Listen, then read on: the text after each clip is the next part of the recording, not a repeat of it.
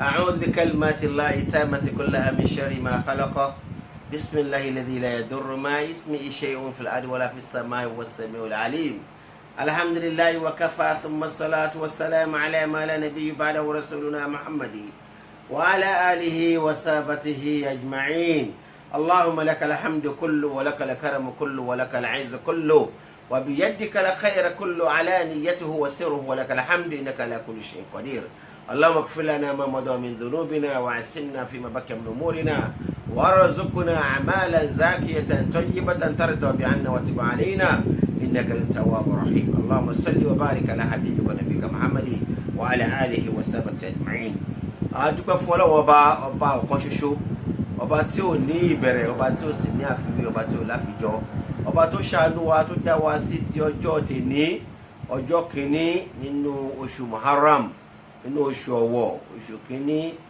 ọdún 1446 lẹ́yìn ìgbà tí Ànábì wa Muhammad sallallahu alaihi wasallam ti ṣe hijira lọ sí Madina ọpẹ́ ní fún Ọlọ́run ọba náà lọ́ba tó ṣọ́ wa títí di àsìkò yìí Ọlọ́run adúpẹ́ fún Ọlọ́run ọba náà kì í ṣe mímọ̀ ṣe wa kò dẹ̀ kì í ṣe dandan kó rí bẹ́ẹ̀ àánú Ọlọ́run ọba ló ṣe fún wa láti lè ṣe ká lè ní opportunity ká lè ní ìgbàláyè sí láti fi lékún níṣẹ́ rere ká sì ní ìgbàláyè sí láti fi ṣe àtúnṣe àwọn kùdìẹ̀kudiẹ tó bá wà nígbèsí ayé wa láti ní ìgbàláyè sí láti lè wá lékún nínú ìmọ̀ tá a máa fi sìn Ọlọ́run ọba láti tọrọ àforíjì gbogbo àwọn ẹ̀ṣẹ̀ tá a bá ti fi ṣe Ọlọ́run àbí tá a bá ṣe ọmọ ènìyàn Olúwa bá ó ṣe àdúpẹ́ fún Ọlọ́run ọba náà Olúwa má ṣe àgbà ọpẹ́ wa àbẹ́ Ọlọ́run ọba náà ọdún náà kò ṣe ní ọdún ayọ̀ ọjọ́ adúdùnú fún kálukú wa bó tilẹ̀ jẹ́ wípé a ò ní ìgbàláyè láti máa ṣe àjọ̀dún àbí láti máa ṣe ayẹyẹ káàkiri lọ́jọ́ tèní àmọ́ àsìkò wà fún wa láti fi ronú sí ìgbésí ayé wa báwo làwa àtẹbí wa ṣe wà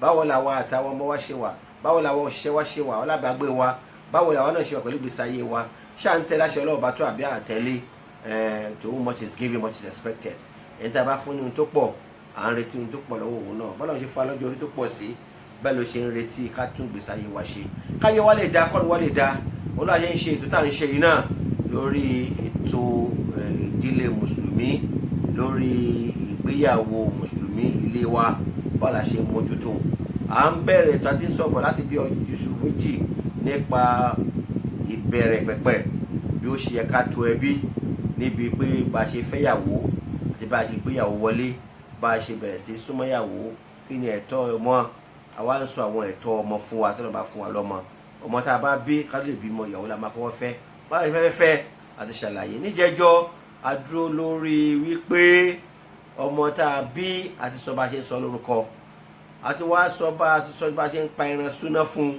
àtàwọn òfin tó di ẹran súná tá a fẹ́ pa fún ọmọ yìí mọ́ àti sọ nípa ẹ̀ àwa sọ fúnra wa nípa fífa irun orí ọmọ ní ọjọ́ keje tí a bá bí ọmọ a sọ̀rọ̀ nípa ti ọmọkùnrin àwọn àti ọmọbìnrin a máa tẹ̀síwájú lójú pé ọmọbìnrin náà tá a bá bí ṣé òun náà ṣáà máa fa irun fún ni àbí àwọn ò ní fa irun fún torí ọ̀pọ̀lọpọ̀ ìbéèrè pọ̀ lórí eléyìí táwọn ọmọ mi rí kájú pé àwọn ò ní fa irun fún ọmọ àwọn táwọn bá bí bá ti jẹ́ ọmọbìnrin àwọn kájú pé dáadáa wọn láti fa irun fún dáadáa ní kó fa irun fún àwọn eléyìí fa wuyewuye tó pọ̀ tó dẹ̀ ti wà nínú àkọsílẹ̀ pé ká fa irun fún ọmọ Ànábì ní ọmọ tá a bá ti bí ẹ̀tọ́ ẹ̀ ní ká pa ẹran fún ọjọ́ keje ká sì farun orí ẹ̀ ká sì ṣe kíni ká sì sọ ní orúkọ bẹ́ẹ̀ ni tó bá wá jẹ́ bẹ́ẹ̀ àtọmọ ṣọ́kùnrin nìkan ló sọ ní àbọ́kùnrin àti obìnrin àwọn àfáà wa gbìyànjú lórí ọ̀rọ̀ yìí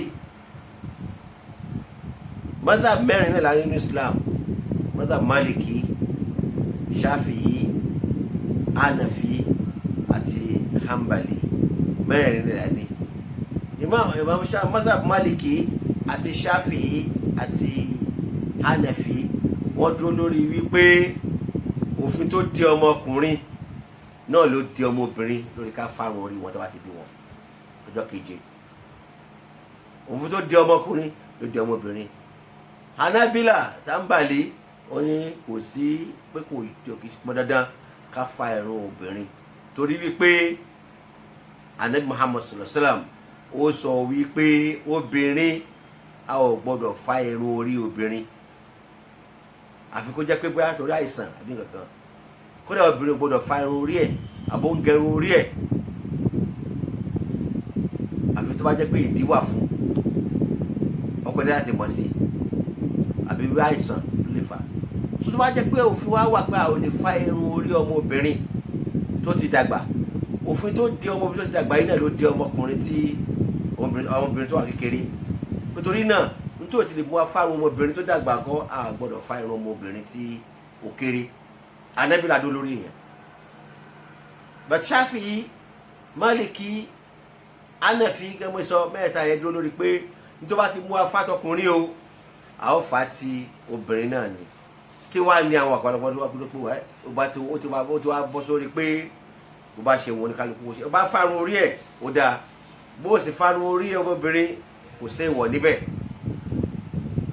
àmọ́ pẹ̀lú ká fa kò bá dáa jù nítorí pé Ànábì ní pé kí ni ẹ fa irun orí ẹ̀ kẹ́ ẹ mú ògbé tó wà ń bẹ̀ kúrò àwọn aṣọ ọmọbìnrin lẹ́gbẹ̀ẹ́ lórí ni wọ́n ti bá ti fọ́ ẹgbẹ́ orí ìgbé tó kúrò àwọn ní pé no kò dúró sọtọ́rọ̀ bá ti wá rí báyìí nínú ìṣẹ̀rí àyíká bá ti tẹ́ bá ètò báwo ká múnú méjèèjì kò sí ìtì ó burú nínú ẹ̀ so ìyẹn wá sọ̀rọ̀ ní pé ká fárun ọmọ obìnrin ìbẹ̀lẹ̀ àdúró sí lórí sí pé a lè fa a sì lè má fa ẹni tí ò fa kò ní ẹ̀ṣẹ̀ lọ́rùn pé torí kò fárun ọmọbìnrin lórí ìparun orí ẹ̀ ẹni tó dẹ̀ fa kò lẹ́ṣẹ̀ lọ́rùn àbí kò ní extra ládá torí pé ó fa tó bá fa àgbàládá àmọ́ tí ò bá fa staff tó bá fa àgbàládá tó bá dẹ̀ fa kò lẹ́ṣẹ̀ lọ́rùn so torí pé a ti rí ẹ̀rí lọ́dọ̀ méjèèjì táwọn afá méjì dẹ̀ fi ẹ̀rí tó fẹ́ rẹ̀ rí múlẹ̀ tó jẹ́ kékeré ní tó dẹ̀ bọ́ sórí pé mustahab ni ká fárun orí ọmọ obìnrin ní ọjọ́ àmọ́ tọmọkùnrin súnà ní ká fa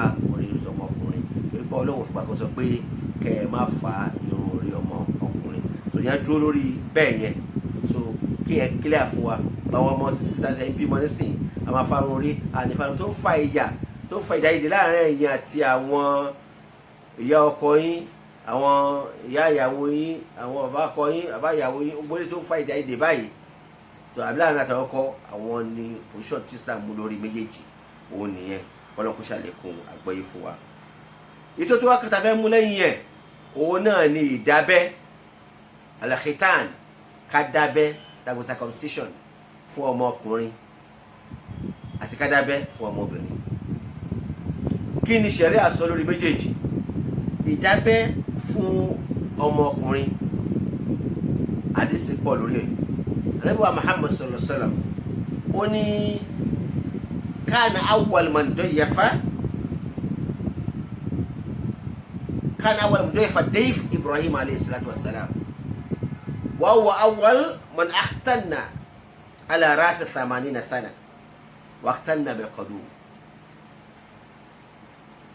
Ànábì wa Muhammad sallallahu alaihi wasallam ó ní àkọ́kọ́ ẹni tó mọ̀ yàn ṣe lálejò jù tó ṣàwọn lákàgà lálejò tó máa lejò gbà jùjù tó máa ń gbà lejò tó máa lejò gbà jù ọ̀nà ní Ànábì wa Ibrahim alayhi salatu wassalam Ànábì wa Ibrahim alayhi salatu wassalam náà òun náà ni àkọ́kọ́ ẹni tó kọ́kọ́ dábẹ́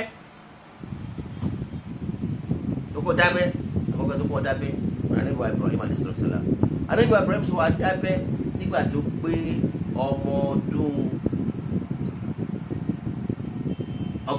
80 tó kọ́ ọmọ ọdún 80 àáké ló sì fi dábẹ́ ara rẹ̀ fúnra ẹ̀ ló dá kí là ń pè ní dábẹ́ ọkùnrin òun náà ni máa mú àwọn jọbọjọbọ àwọn ẹran tó wà ní tó sọ̀ráǹdì nǹkan ọmọkùnrin àwọn tó sọ̀ráǹdì ẹ̀ ó kó ọmọkùnrin àwọn ẹran jọbọjọbọ tó sọ̀ráǹdì tá máa ń pè ní àtọ̀tọ̀ ní Yorùbá ní àtọ̀tọ̀ ìmáa gé àwọn ẹran yẹn àwọn awọ yẹn kúrò kó wá kó ojú ara ọmọkùnrin fúnra rẹ̀ gangan nìkan láti wọ́n pé ìyẹn náà ń pè ní ìdákó fún ọmọkùnrin pé ní ìdákó wọ́n dákó ẹ̀ wọ́n dá òkú ọmọkùnrin ló jẹ́ pé ìdákó ọmọkùnrin so eléyìí súnà ni tá a fi ń dá mùsùlùmí mọ̀ súnà Ànábì wa Ibrahim alayhi salatu wassalam kódà mùsùlùmí kọ̀ọ̀kan ló ń ṣe àwọn kìrìsìtẹ́nì ń ṣe àwọn Júù ń ṣe torí pé wọ́n fi tẹ̀lé súnà Ànábì wa Muhammad sallallahu alayhi wa sallam súnà Ànábì wa Ibrahim alayhi salatu wassalam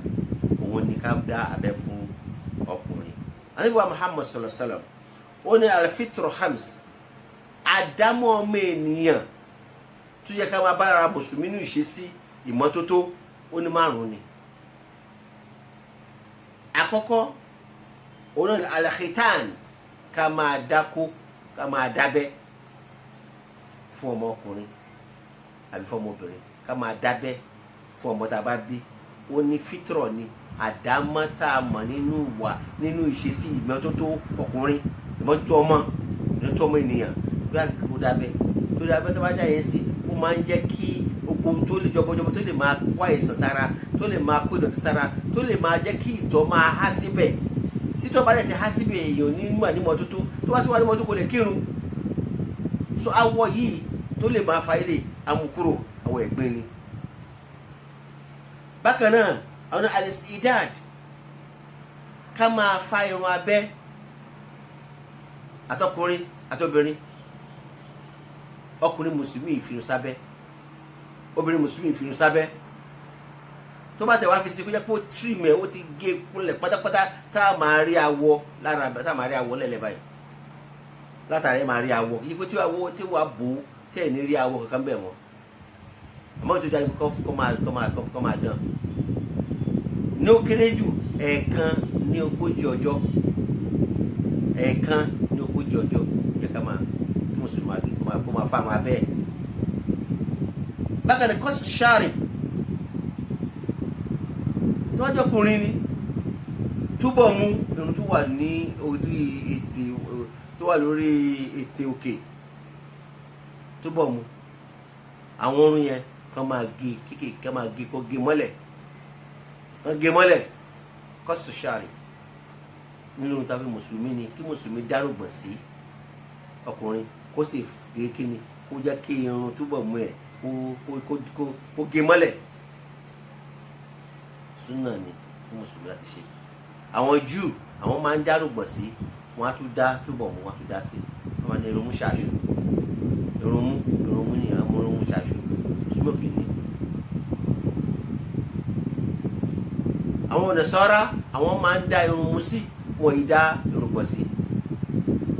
Ànábì ní ẹ̀yin ẹ má dàbí wọn, khaliful yahudi wan nasara, ẹ yàtọ̀ sí wọn, ẹ̀yin ẹ dá irùngbọ̀n sí, kẹ́ ẹ ṣe kíni, kẹ́ ẹ fa kẹ́ gé túbọ̀ mú yín wálẹ̀. So nínú fitrọ ni ká máa gé irùngbọ̀n yìí, ká máa gé irun mú yẹn. Bákan náà òun náà ni taklimul adhafir, ká máa gé èékánná wa yìí. Mùsùlùmí ò yakura bí wọ́n ìdí èékánná sí kó wá ṣe yàyàyà bíi ti kìnìún àbí bíi ti olóńgbò bíi ti ajá. Wọ́n ká máa gé èékánná, ká máa gé èékánná nínú àwọn àdámọ̀ mùsùlùmí ni tá a fi mọ̀ pé ilé lára mọ́tótó ni máa gé èékánná. Òun náà ó kéré ju ẹ̀ẹ̀kan ní ogójì ọjọ́. Ẹ bá tẹ wá lè gé lọ́jọ́ jímọ̀jímọ̀ o, àti ìsìlẹ̀ ogójì ọjọ́ kẹ́ máa gé. Bákan náà wà nẹ́sùn irun abíyá mùsùlùmí ò kì í ṣàbíyá sókè báyìí, gbogbo ẹ̀ wá dúdú, kó wá ṣe jìgbìn ni, kó máa gé, kó máa fa pẹ̀lú bíléèdì ní o, pẹ̀lú ọbẹ̀ ní o, kó máa fa, àbí kó máa gé kó kọlẹ̀ ká máa rí awọ ara ẹ̀ níta báyìí. Àwọn eléyìí nínú tí àdébò àmọ̀sọ̀rọ̀ pé fitrọ ló wà. Bẹ́ẹ̀ ká fi irùngbọ̀n sílẹ̀, ìfáwò láhẹ̀yà kẹ́mi sílẹ̀, fitrọ ló wà. So eléyìí ni súnà àdébò Muhammad sallallahu alaihi wasallam. So tó bá jẹ́ bẹ́ẹ̀ òun ló sọ fún ká dábẹ́ fọ́mọ, ká dákú fọ́mọ nínú súnà àdébò Muhammad sallallahu alaihi wasallam. Ànábì sọ fún sahaba kan tí ó gba Islam, ó sọ pé alki anka sha'ar al-kufr waqtanni, wọ́n ní lọ fáró kẹfìrí ẹ̀ kú lórí rẹ̀ kó o sì dábẹ́. Nítawọn ànábì Muhammad sallallahu alaihi wasallam táwọn ẹ̀kọ́ tí wọ́n ṣe mùsùlùmí tó bá gba Islam, wọ́n máa dábẹ́, wọ́n máa fáró orí wọn, wọ́n á dẹ̀ dábẹ́ fún wọn, wọ́n á gba Islam. Oyúgbó ọjẹ́ wọ́n dábẹ́ fún, torí pé ànábì Ibrahim wọ́n dábẹ́ fún, wọ́n dẹ̀ sì dábẹ́ fún, wọ́n dábẹ́ fún. So ká dábẹ́ nínú àwọn condition Islam ni, tẹ̀lé pé àwọn ìdọ̀tí ìtọ̀ ó lè máa há sí ibẹ̀ tó sì lè kó bá mọ́tótó mùsùlùmí láti kírun. Ẹgbẹ́ ọlá wọn dábẹ́ yìí, wọ́n sọ pé ìdábẹ́ yìí a máa ń ṣe ní ọjọ́ keje. Bàtà bá ti fáwọn ọmọ yẹn ká dábẹ́ fún ká dẹ̀ pa ẹran súnà fún ọjọ́ kọkànlélógún àwọn ọjọ́ tá a lè pa súnà fún ọjọ́ la pa súnà fún ọmọ ọjọ́ keje táwọn ọjọ́ keje ká ṣe lọ́jọ́ kẹrìnlá lọ́jọ́ kẹrìnlá ká ṣe ní ọjọ́ kọkànlélógún àwọn ọjọ́ mẹ́tẹ̀ẹ̀ta yìí náà la lè ṣe ká dábẹ́ fọmọ àbí láàrin ọjọ́ mẹ́tẹ̀ẹ̀ta yìí ó lè jẹ́ ọjọ́ kẹjọ tó bí ó lè jẹ́ ọ̀sẹ̀ kan nígbà tó bímọ ni ó lè jẹ́ ọ̀sẹ̀ méjì nígbà tó bímọ ni ó lè jẹ́ mẹ́ta nígbà tó bímọ ni ká dábẹ́ fọmọ yìí ká dákó fún so ìyẹn ló dáa jù láti ṣe bó bá ṣe báyìí ti ṣe sí ó dáa jù torí pé Ànábì Muhammad sallallahu alaihi wasallam ó ṣe fún Hasan àti Hussein akọkọ Rasulullah sallallahu alaihi wasallam wa akhtanna Rasulullah sallallahu alaihi wasallam Hasan wa Hussein fi yawm as-sabi min al-wilada pé Ànábì Muhammad sallallahu alaihi wasallam ó pa ẹran súnà àkíkọ ó ṣe fún Hasan ọmọ ẹ̀ ó dẹ̀ ṣe fún Hussein ọmọ tó mọ fa ọmọ Fatima ọdún ẹ̀dá wa ni ha ẹ̀rẹ́ la ánìkun jẹ̀míyà gbogbo ọ̀tàkọ́lọ́ bá akẹ́kọ̀ọ́ lọ́wọ́ akẹ́ wọn ó ṣe àkíkọ̀ fún wọn ó dẹ̀ dábẹ́ fún wọn ọjọ́ keje sòtórí dé yìí àjẹ́ ẹ̀mí ọjọ́ kejì tá a bí wọn wọ́n dábẹ́ fún wọn wọ́n pọnrọ súná fún wọn wọ́n dẹ̀ fárun orí wọn mẹ́ta ni wọ́n ṣe pọ̀ fún wọn ní ọjọ́ keje tó wá jẹ́ pé bẹ́ẹ̀ ìyẹn ni pé àwọn ẹ̀rí nìyẹn pa láti ṣe àwọn lè ṣe ìtàn yìí ní ọjọ́ keje ẹgbẹ́ sọ tábà lè ṣe ká ṣe ọjọ́ kẹrìnlá tábà lè ṣe ká ṣe lọ́jọ́ kọkànlélógún ló dájú àsìkò tí ó jẹ́ súnà gẹ́gẹ́ nìyẹn àmọ́ àwa ní àsìkò tó jẹ́ pé náà pé ó wà recommended terms of obligation àsìkò jẹ́ pé ó jẹ́ dandan ká ṣe ló dájú wọn ni mo sọ fún yẹn ọjọ́ keje àmọ́ àsìkò tá a tún lè ṣe nígbà míì nígbà tí ó bàbá ṣe ọdún méje tí ì dé ipò tó ti bàlágà tọ́lá níbi ọmọ sọ̀sọ̀ ó ní pé kí ni ó ní mọ́rọ̀ ọ̀dádùn sọ láti wọn àbúrò sábà ẹ máa pa ọmọ yín láṣẹ láti máa kí ló wá pọ̀ ọdún méje wàdìrímù alẹ́ yìí wọn àbúrò àṣẹ tó bá ti pọ̀ ọmọ ọdún mẹ́wàá ẹ bẹ̀rẹ̀ sí náà wọ́n ti bàlágà nìyẹn ọdún mẹ́wàá wọ́n ti lè gbà wẹ̀ ọdún mẹ́wàá wọ́n ti bẹ̀rẹ̀ sí kírun torí wọ́n ti bàlágà tó bá kóbìnrin láti bẹ̀rẹ̀ sí ṣe nǹkan oṣù lákòókòrò lónà àti bẹ̀rẹ̀ sí rí àmì kó ti bàlágà sọdọ́dún mẹ́wàá yìí àwòtá bá ní ká ṣe ń gbà yẹn ó ti di pé kí ni a ti ń bọ́ sórí èèwọ̀ torí pé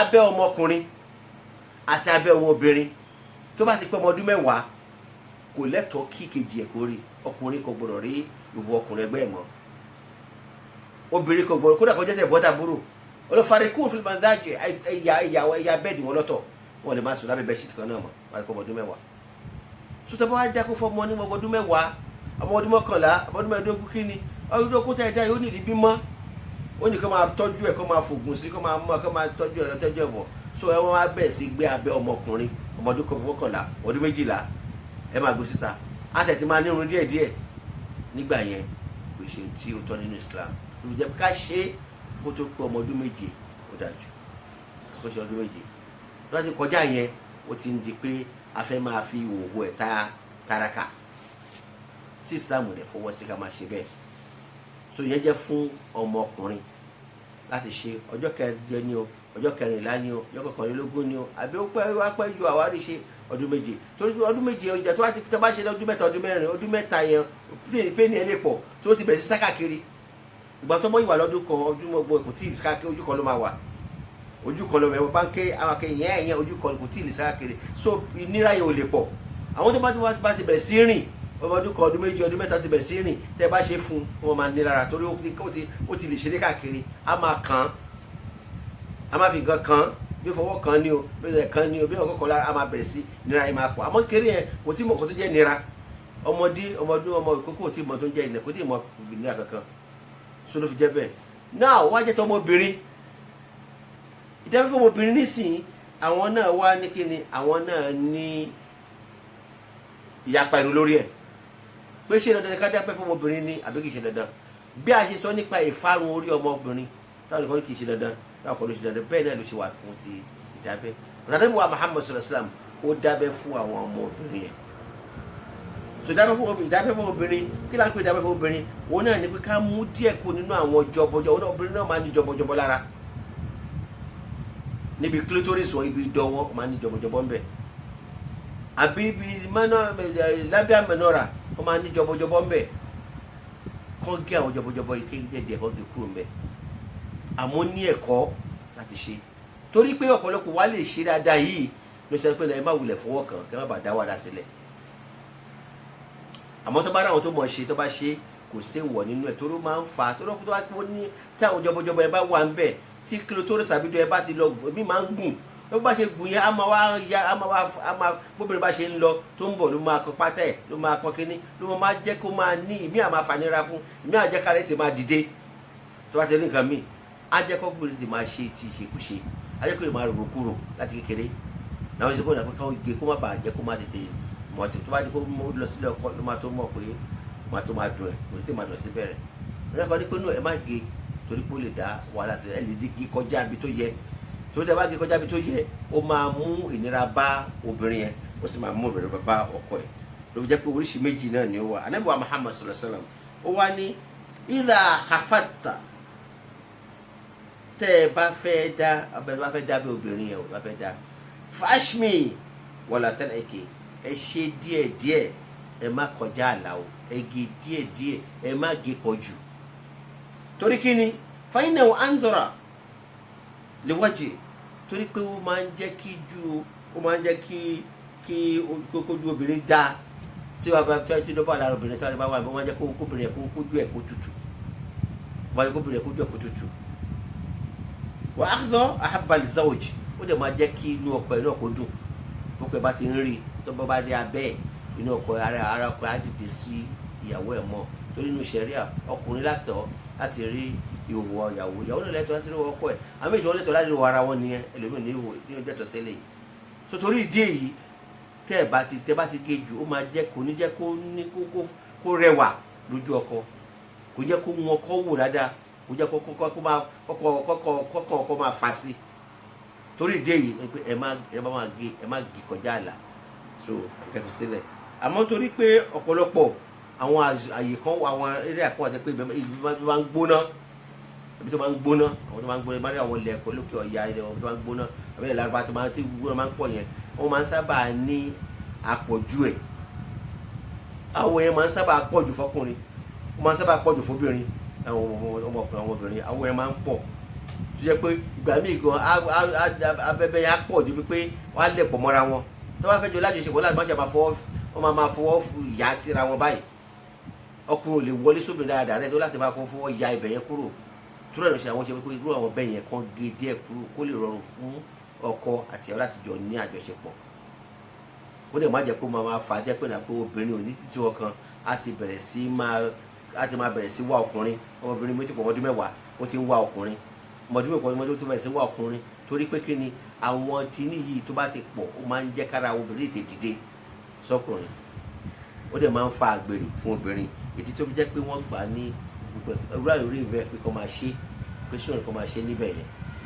Ànábì wa Muhammad sallallahu alaihi wasallam ní Aisha sọ fún wa wípé Ànábì ní pé idha takala khitanan wajaba al-ghusl, ká lè mọ̀ wípé ká ṣe fọ́kùnrin ká ṣe fóbìnrin súnà ni, pé tí ibi tá a bá ń dá méjì fọ́kùnrin àtobìnrin tá ń dá tọkùnrin tá ń dá tóbìnrin méjì tó bá ti kanra wọn ó ti dandan kí ọkùnrin àtobìnrin kan wẹ̀wẹ̀ jẹ́nẹ́bà, tọkùnrin àtobìnrin tó bá fi lè kanra wọn báyìí o wọ́n bára wọn ṣeré ni o wọn ò wọlé o àmọ́ bá ti lè kanra wọn títọkùnrin bá fi lè kan tóbìnrin ó dandan kí wọ́n wẹ̀ jẹ́nẹ́bà. Ṣùgbọ́n ni pé tí o bá sọ bẹ́ẹ̀ kò ní pé kìtà náà kò ní sọ pé ibi ìdábẹ́ méjèèjì yẹn pé tọkùnrin àtobìnrin kó tó kó ti lo méjì yẹn ó mì pé ó dé ẹ̀tọ́ fọkùnrin ó dẹ̀ lẹ́tọ̀ fún obìnrin. Ànábì Muhammad sallallahu alaihi wasallam bó ti sọ́nà àdìsí mi ó ní idha jalasa bayna sha'baha al-arba'a, tó bá tí obìnrin tọkùnrin bá jókòó sí àárín awọ àtẹsẹ̀ obìnrin ọwọ́ méjì ẹsẹ̀ méjì láàrin ibi tó bá wà láàrin méjèèjì wa massal khitana tí ẹ̀kọ́ ọmọkùnrin tó bá fara kan nǹkan ọmọbìnrin nǹkan ọkùnrin tó bá ti fara kan kò wọlé sí lára o bàbá ti lè fara kan wọ́n ti lè kanra wọn wajaba al-ghusl, wíwẹ̀ ti di dandan fún ọmọ méjèèjì, wọ́n dá nǹkan sára o ó dá nǹkan sára kò dá sálẹ̀ o ìgbẹ́ wíwẹ̀ ti di dandan fún ọmọ méjèèjì ẹni pé so kí làwọn fẹ́ẹ́ fà wọn bẹ́ẹ̀ ẹni kan fẹ́ẹ́ fà pé náà pé ìdábẹ́ fún ọkùnrin àti obìnrin súnà Ànábì Muhammad sọ̀sọ̀ àmọ́ kì í ṣe mustahab ló wá jẹ́ fún obìnrin kì í ṣe dandan fún obìnrin tẹ́ bá rí pé àti ṣe ó máa fà kó bá fún obìnrin àbó máa fà kó máa mú nǹkan kó máa mú nínú ẹwà ara obìnrin yẹn kúrò àbó máa mú nínú nǹkan tó obìnrin yẹn fi ń gbádùn ara ẹ̀ kúrò tó jẹ́ kó obìnrin lè gbádùn àjọṣepọ̀ lọ́kùnrin mọ́ dákú wọn ọmọ tó mọ̀ ṣe ẹ̀fí ilẹ̀ ẹ̀ má kọjá àlà tẹ́ bá wà mú káwọn tó mọ̀ ń pa ẹ̀ tí wọ́n lè ṣe tí ò ní kọjá àlà wà kò ṣẹ̀ṣẹ̀ nínú ká ṣe eléyìí láti lè protect ọmọbìnrin yẹn kí wọ́n bá tètè máa ṣe ìbàjẹ́. So eléyìí ni sunna Ànábì wa Muhammad sallallahu alaihi wasallam lórí ọ̀rọ̀ eléyìí. So tabadẹ wá ṣe àwọn ìlú mi wà tó bá ti ṣe báyìí tó bá ti dábẹ́ máa ṣe ayẹyẹ tó bá dábẹ́ fóbìnrin àmì ọdún méje ọdún mẹ́sàn-án máa ṣe ayẹyẹ máa ṣe bí pátí máa dáná kò sí tó jọ bẹ́ẹ̀ nínú ṣẹ̀ríà kò sí pà ń dáná fún nínú ṣẹ̀ríà ìjọba tó bá fẹ́ ṣe ẹ ṣe lọ́dún méje àbẹ̀ṣe lọ́dún ẹ̀ṣẹ̀ ní ọjọ́ kan ọjọ́ kẹrìnlá ọjọ́ keje ọjọ́ kẹrìnlá ọjọ́ kọkànlélógún àbí fún ọdún méje ìṣìngbà yẹn ìgbà yẹn ìnira yìí máa mọ ọwọ́ wa àbọ̀ tó bá ti kọjá gbó yẹn ó máa di ìnira tó pọ̀ fún obìnrin wọ́n yẹ pé a máa gbà yín láṣẹ pa mí tó bá kọlà nígbà míì ilẹ̀ Yorùbá wọn lọ kọlà fún wọn kọlà adábẹ́ fún wọn tó kọlà sí lẹ́kẹ̀ẹ́ Islam faramọ́ ká máa kọlà sí yẹn ní ẹ̀kẹ́ torí pé à ń kó ìnira bá ojú nìyẹn a ò gbọ́dọ̀ fọwọ́ kan ojú èèyàn à ń ṣe tàtú sójú a gbọ́dọ̀ ṣe tàtú Islam fọwọ́ mọ́ gbogbo àtọ́jú àtàrà kò faramọ́ tàtú tó bá tẹ̀lé fún afẹ́fẹ́ náà ṣe afẹ́fẹ́ abẹ́ ṣe lára abẹ́ ṣe lára èèyàn láì jẹ́ wípé ti pé nǹkan kan ṣe bí àrùn tó fi mú kúrò Islam fọwọ́ sí àwọn eléyìí. So ìdí èyí àwọn eléyìí ní àwọn ẹ̀tọ́ tí ọmọ ní láàrin táwọn ọmọ ní láàrin ọgbà tá a bá bí ní ọjọ́ kìíní sí ọjọ́ keje kó tó wá di pé a máa wá tọ́ ọmọ yìí tó máa fi di àwa kọ́ńtínú sí pípẹ́ ọmọ tí wàá jọ ọmọ ojú tó bá rẹ̀ fẹ́ tọ́ ọmọ yìí tó máa fi di ọmọ ọdún mẹ́wàá irú ẹ̀kọ́ òbí ẹ̀ kó gbà tó bá di ọmọ ọdún mẹ́wàá wá tó máa fi di pé ó lọ sílé ọkọ àbólọ́ kàwé tán ó bẹ̀rẹ̀ sí dáwà irú ẹ̀kọ́ wò ní gba àwọn eléyìí ló ń fà á tóbìnrin máa fi jẹ́yàwó rere lọ́jọ́ iwájú eléyìí ló ń fà á tọkùnrin máa fi jẹ́ ọkọ rere lọ́jọ́ iwájú torí ẹni tó máa jọ́kọ akọjẹ́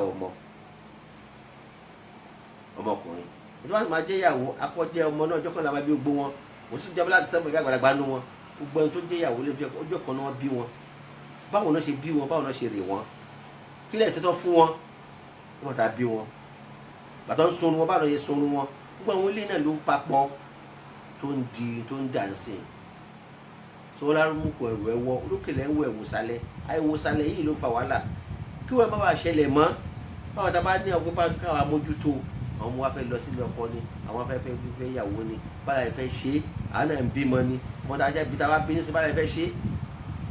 So bí a ṣe ń gbìyànjú kí ọrọ̀ ajé wa kó lékún bá a ṣe ń kọ́ ẹ̀kọ́ tuntun nípa ọrọ̀ ajé tá à ń ṣe ẹni tó jẹ́ professional ni bí medical doctor ni ìwé tó kà kọ́ 20 years ago kọ́ ló ń lò sí ó ti kọ́ ìgbàlódé mọ̀ ẹni tó jẹ́ akọ̀wé accountant náà ni ó improve ara ẹ̀ ẹni tó jẹ́ mechanical engineer ni ó improve ara ẹ̀ dì sí bákan láti máa improve ẹ̀sìn wa ká wá mọ̀ kún ìmọ̀ lórí ẹ̀sìn wa ká wá mọ̀ ìkún bá ṣe máa tọ́jú ilé wa tí àgbègbè wa máa fi dá ilé wa máa fi dá tí ilé wa fi jẹ́ ìdílé tó da ìdílé aláyọ̀ tó wá jẹ́ ìdílé aláyọ̀ ìdílé mùsùlùmí ìdílé tó pé ìdílé tó yàtọ̀ sí ìdílé tó máa jẹ́ ìdílé alárìkọ́ṣe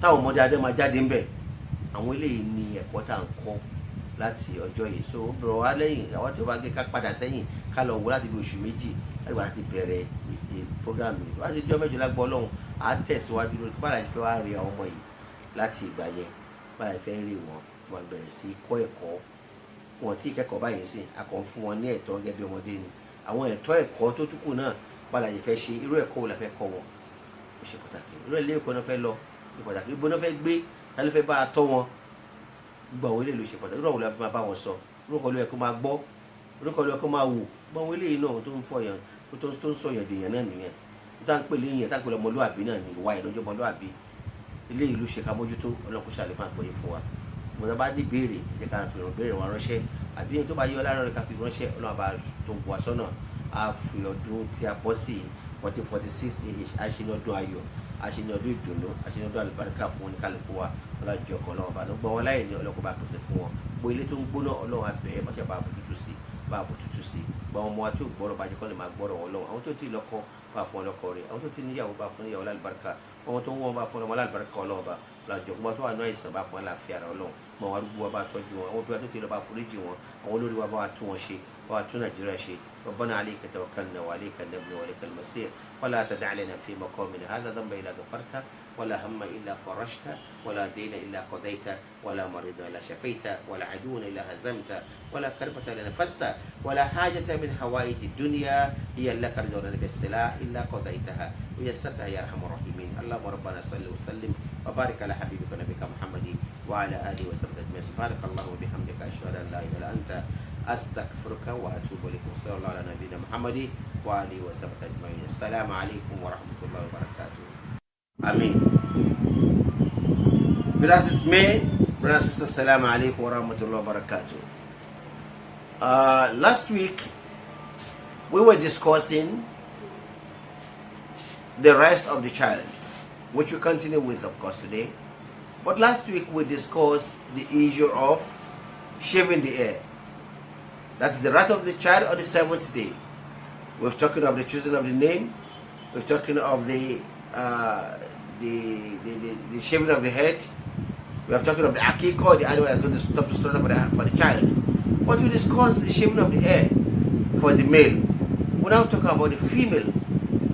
Is it mandatory also to shave the head of female, just as it's mandatory to shave the head of the male? That's a different opinion among the scholars. The Shafi'i, the Maliki, and the Hanafi, they stand on that it must, that just like a male is being shaved, similarly the hair of the female must be shaved. But the Hanabila says no, it is not compulsory to shave the head of the female. Why is it not compulsory? The argument is this. They first have the argument that since the hadith is saying for the gulam, for every child that is being born, that it is tied to the animal that is slaughtered for it. At the same time, shaving the hair. So it's a general ruling for both male and female. But in the case of the female, the Hanabila says no. There's an hadith that says that female must never shave their hair. It is haram for female to shave their hair. Some says makruh for female to shave their hair. Now they say either aged, young or old. Once a female, a female must not shave the hair.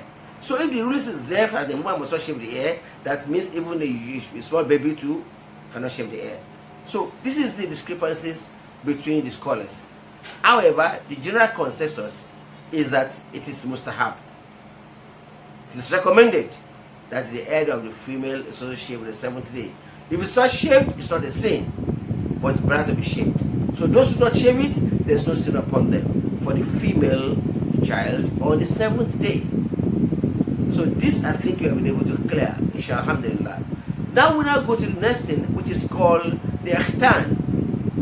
The khitan is a circumcision. Circumcision is equally a right of a child. Here too you have discrepancies, male or female.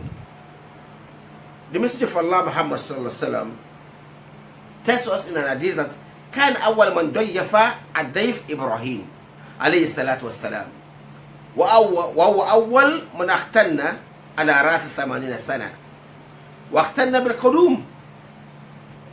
The Messenger of Allah tells us the first person that did circumcision or that honored the guest perfectly well is Ibrahim alayhi salam. And the first one to do circumcision was Ibrahim, and he did the circumcision when he was 80 years old, and this circumcision with an axe. Can you imagine an axe? Using an axe by himself to do the circumcision himself. And what is circumcision? When you circumcision, it is to take away the what do you call it? The foreskin,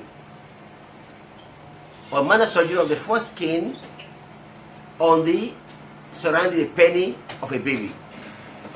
The foreskin surrounding the penny of a baby. The removal of this foreskin is called circumcision. So this is done to a new child. It's a right of the child. And for Muslim, it is a way of identifying a Muslim. That's why I said the first one that did it was Ibrahim alayhi salatu wasalam. And he did it soon at 70 years old, 80 years old. So if Ibrahim has done it, it's the son of Ibrahim, just like we have the Akiko, we have the al-Adha, that follow the sunnah of Ibrahim alayhi salam. Similarly, we do that for a baby that is born on the 7th day.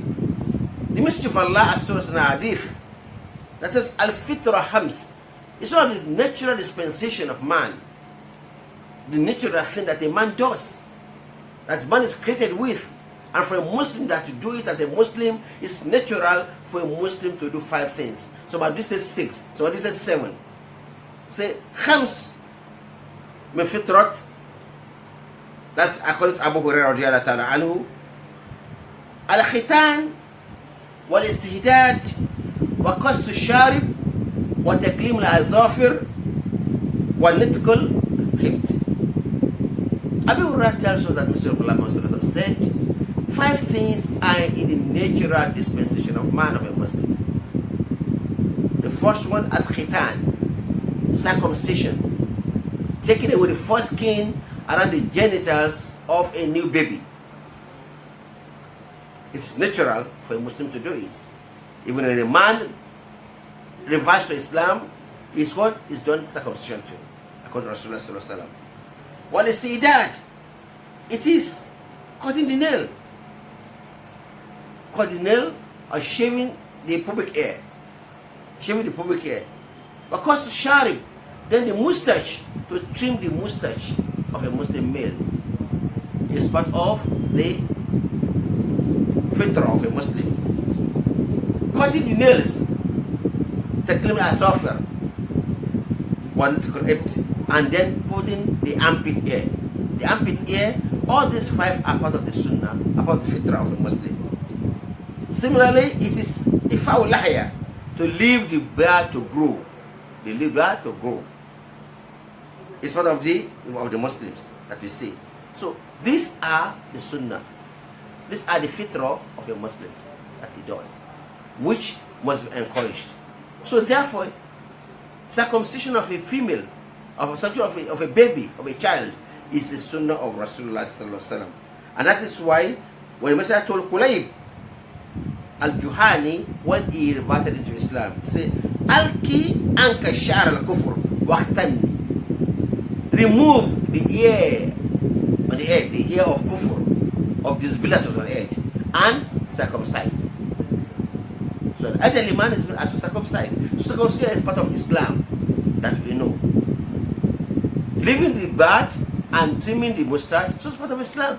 You know, the Jews, usually, they leave their beards and they leave the mustache. The Christians, they shave their beard and they leave the mustache. But the Muslim says to the Muslim, you Muslim, leave your beard and trim your mustache. So when you see a Muslim, you know this is a Muslim who has a beard and the mustache is trimmed. That is the sign of a good Muslim. Now, shaving the hair, shaving the pubic hair, the pubic hair, shaving it or trim it at least once in 40 days for a grown-up person. Similarly, the armpit hair, similarly the nails, this once in 40 days for an. But for a baby, this should be done when the child is born on the 7th day. It's part of the cleanness of a baby to be done on the 7th day that is being shaved. So the time are 2 times: the sunnah time and the permissible time. The sunnah time to shave the hair of a baby and to do circumcision is the 7th day. The 7th day when the child is born. Circumcision should be done that 7th day and the hair should be shaved for the boy. However, it cannot be done. Some scholars say since the days for Akiko are 3, 7, 14, and 21. So if it's not done 7th day, it could be done within that 7 and 21 days. That's shaving the hair and removing the circumcision. However, so at that time, you should be left around 7 years old. Ibn Abbas said he did when he was 7 years old. And many companions too had it for their children when they were 7 years old. Because that time the child will have grown and will enjoy the pain. But at the age of 1 or 2, the pain may be too much and the baby will still be exposed to germs or to infection.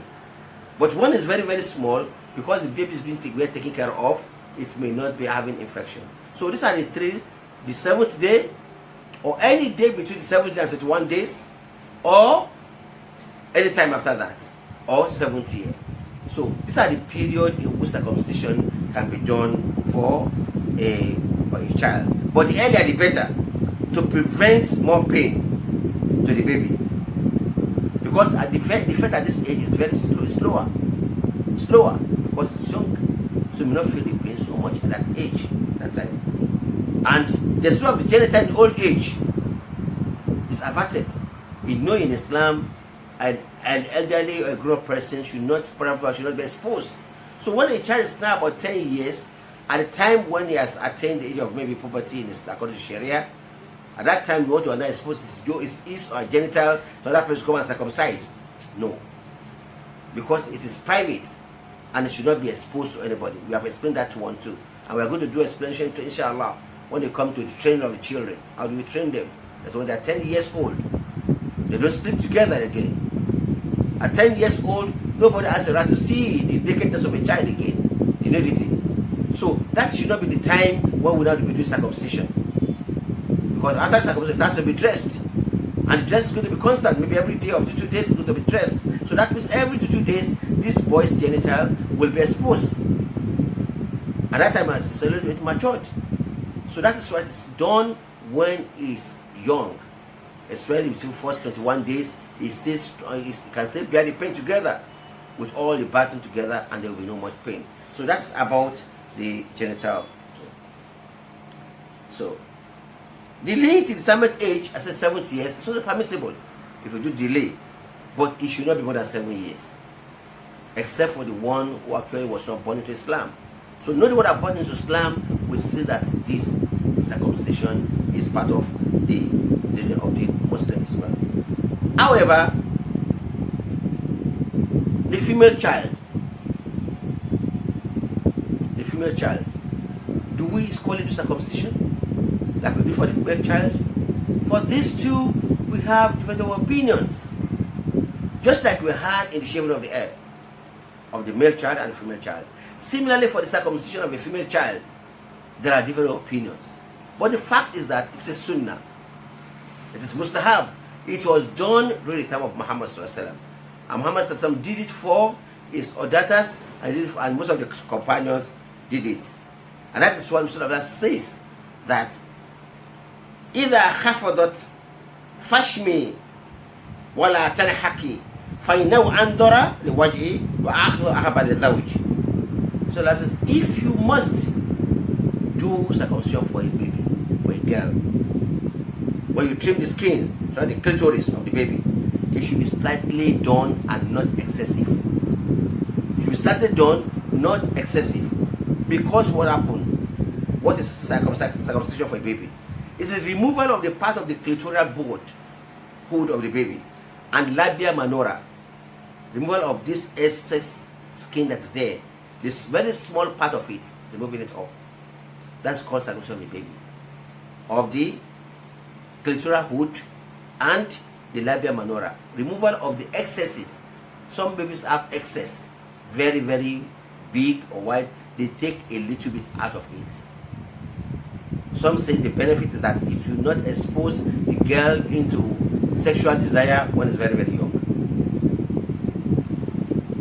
So she'll be able to control themselves. However, the Sunnah says if it must be done, it must be done in such a way that it is not done excessively, only small parts, and it must be done by the experts, those who know about it, not anybody that is taking care. And that is why we know we have two types. We have the pharaonic circumcision of genital, and we have the mutilation. Mutilation is not permissible in Islam, but taking out the small, which is called pharaonic, is permissible in Islam. So, and the mutilation means what? The mutilation means what? Excision of the clitoris labia minora, excision of the clitoris labia minora, when you take it off entirely, take it out, and the inner fleshy layers of the labia majora. The labia majora, the excess fleshy layers, they have it taken out, and removing the head. When they remove everything now, they will now tie the two heads together, leaving a pinhole. They stitch everything together in a pinhole, through which you can urinate and can happen in the future. But all the sensation, where the sensation will come, others have been removed. that is not permissible in Islam. But taking away the small part is permissible in Sharia. However, all scholars agree that it's not compulsory that circumcision is done for a female, but it is mustahab. If it's done for a female, it is permissible that it's done for a female, but it's not compulsory. More especially in the climate areas, they have excesses. Some have excess labia, excess. So manure become too big that even it disturbs the woman too, and that one woman is walking, it rubs, their dresses or their panties, and cannot begin the too much sensational, and too having too much.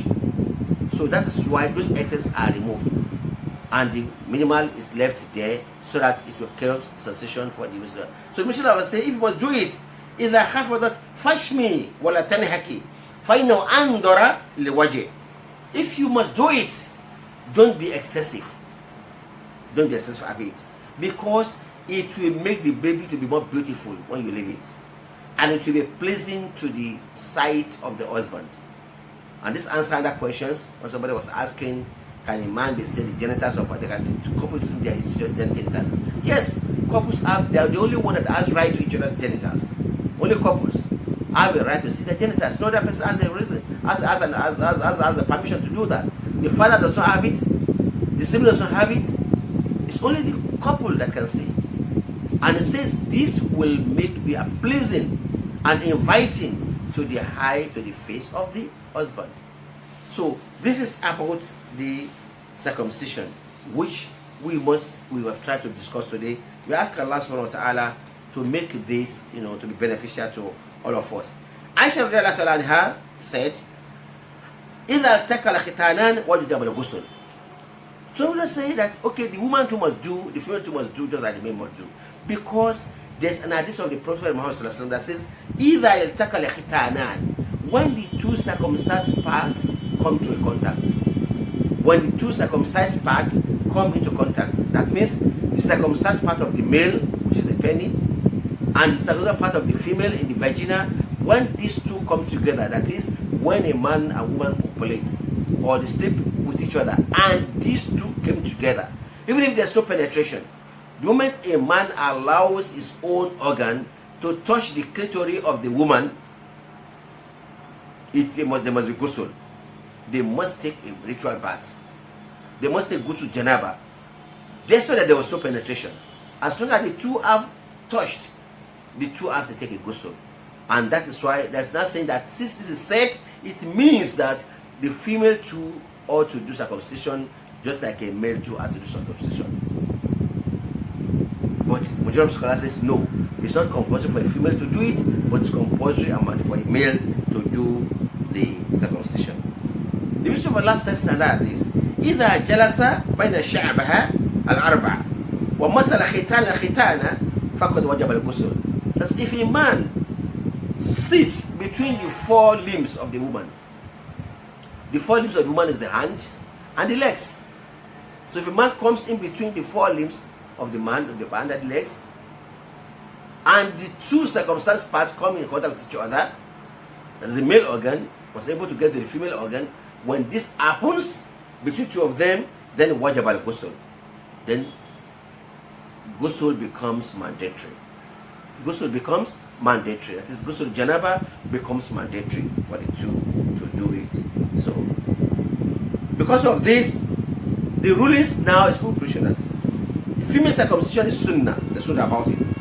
It is recommended for women with excessive labia growth, which is more common among women in the warm climates. In the warm climates, it's common that they have labia growth. It becomes so big, so wide, that sometimes too, before a man can penetrate a woman, they have to do something to separate the two. They have to separate the two. There's like a lips has to be separated before a man can penetrate. For such people, they said then they have to do circumcision. It makes it easier for the man and makes it pleasant to the man because the opposite is closed. And it makes the excesses to contain some germs, just like that of the male. The skins can contain some germs, and when you urinate, urine can stay around this, it can hide within this excessive skin. And when the eye is there, it means salat will not be pure enough to do salat. So, and that is why that is done for a female. So, to actually keep her pure and to make her pleasing to her husband. Every time you make a woman pleasing to her husband has to be done. And to make a woman to be more attractive to her husband has to be done. To make her to be more sexually inviting to the husband has to be done. To make her more suggestive to the husband has to be done. So this is part of it. And doing this clitoris is not doing to beautify the woman too. Just like the but in those days, in these days, most of that is done necessiveness. But in those days of the Rasulullah, they were trained. They were trained people who knew how to do it, and such a way that it will not affect the sensational aspect or the G-spot of the woman, where you can actually enjoy foreplay with the husband. So this is the rulings on circumcision. So I pray to Almighty Allah to make what you have discussed here to be beneficial to me and you. So inshallah, next week we continue with the other rights of the children, which is now training. We have discussed the pre-mat, what we do before the mother is married. We have discussed what is done when the woman is pregnant. During copulation, we have discussed. We have done when the woman is pregnant. We have discussed what is done when the child is being born. We have not discussed what is how to name the child. We have not discussed the shaving of the hair of the baby, the cutting of the akiko, the slaughtering of the ram for the baby, the giving the name to the baby. We have discussed now the circumcision. So all these 7 things are important to be done for the child within the first 7 days of his or her birth. And we have concluded here today too that circumcision can be done on the 7th day, which is the sunnah, or it can be done within the first 21 days, which akiko can be done. We have said the akiko for the baby can be done the 7th or the 14th or the 21st day. Akiko means this adema will slaughter for the baby, 2 for male and 1 for female. We have discussed that one past in the last 3 weeks. So this can be done within 21 days. So the same thing, circumcision can be done within these 3 days, 7, 14, and 21 days. So at that time the child will be able to bear the pains and not be too much. We now say if it's not done, sometimes it's done the 7th year. Because Rasulullah said, when the child becomes command them to pray when they're 7 years old. At 7, they have not entered the age of puberty, but it's just growing up. The parents can still see the private part of their children at 7 years old. So at that time they can be done, and that is when Ibn Abbas said they did their own, Ibn Umar said they did their own, and many companions said they did their own at the age of 7. So, but that is the best between that age of 7 and 1.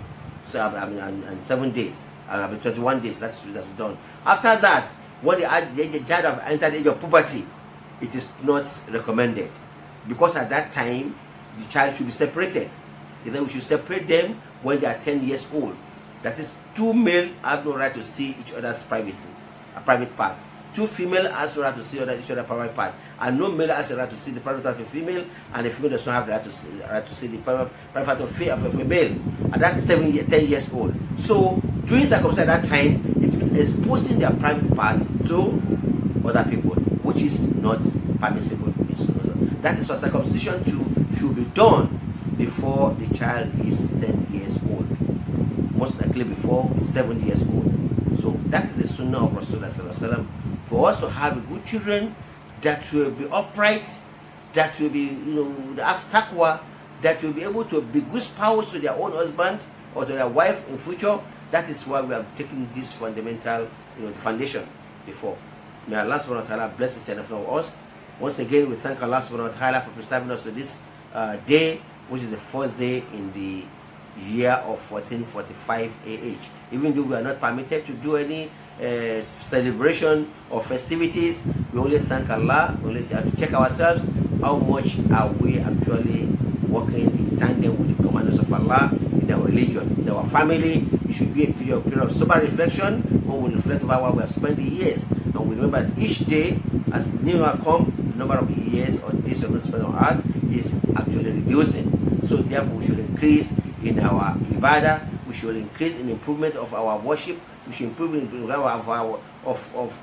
abiding with the justice of Allah subhanahu wa ta'ala and running away from what Allah subhanahu wa ta'ala has actually forbidden. Our family, we should look well into the family. Our wives, our husband, how good are we to them? Our children, how good are we close are we to them? How far are we taking them in the path of Allah? They are manna in our hands. We are going to be asked how we train them. سبحانك اللهم وبحمدك أشهد أن لا إله إلا أنت أستغفرك سبحان ربك رب العزة عما يصفون وسلام على المرسلين والحمد لله رب العالمين.